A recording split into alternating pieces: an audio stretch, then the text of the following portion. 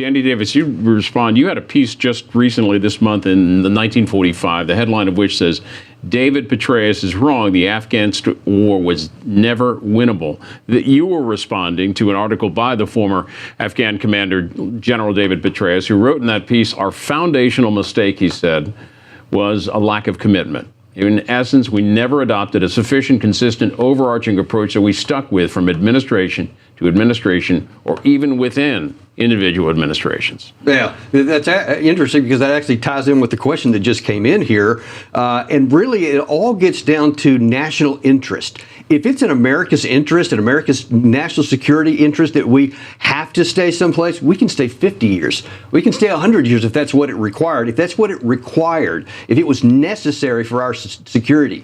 The Afghanistan, after about the summer of 2002, was not necessary for American security. And all the years we stayed after them was basically to do all the things that Dakota just talked about we were trying to do about helping the women, helping the education, all those kinds of things, which are all fine and good on the, as far as they go, but they're not necessary for American national security. And to try to accomplish that with military means, to try to attempt to accomplish that with military means is an absolute futility to the highest degree, because you're not going to. And so when Petraeus says we should have stayed there later, when other generals have said we should have maintained this status quo indefinitely, basically saying we'll stay there forever, even though there's no objective for the United States, even though there's no attainable military objective and no need. And that's what I was saying, that this war should have ended a long time ago. We shouldn't have continued to stay. There would have been no value. Now, I'll point out the lack of any American casualties in the final 18 months up till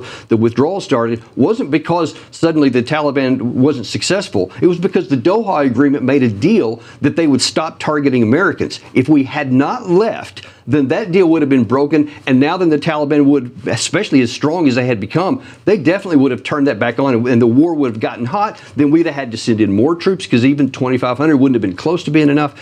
Everything would have just unraveled, and we'd have just had more casualties for no gain to America. And that was always my biggest problem with this, that American men and women were dying for something that wasn't even of vital national interest to America. All right, to Carl.